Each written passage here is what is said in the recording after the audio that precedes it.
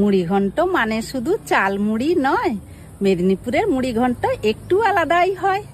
মাছের মুড়ি ঘন্ট একটু অন্য ধরনের, অন্যভাবে। প্রথমে মাছ কেটে মুড়িগুলো নিয়ে ধুয়ে নেব। একটা কড়াইতে তেল গরম করে শুকনো লঙ্কা, গরম মশলা ও চিনি দিয়ে একে একে পেঁয়াজ বাটা, রসুন বাটা, আদা বাটা, জিরে বাটা, লঙ্কা গুঁড়ো, হলুদ, নুন দিয়ে কষিয়ে নেব।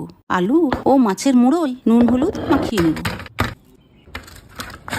কড়াইতে মুড়োগুলো ভেঙে নিয়ে তারপর আলুগুলো ও ছোট ছোট কুচি করে রাখা নারকেলগুলো ভেজে ওই মশলা কষার সাথে দিয়ে সবগুলো ভালো করে কষিয়ে জল দিয়ে ঢাকা দিয়ে দেব 10 মিনিট। তারপর ওপর থেকে ঘি ও গরম মশলা বাটা ছড়িয়ে গরম ভাতের সঙ্গে উপভোগ করুন এই ভিন্ন স্বাদের মুড়ি ঘন্ট। মেদিনীপুরের এই মুড়ি ঘন্ট স্বাদে অতুলনীয়, নিশ্চয়ই খেয়ে দেখবেন।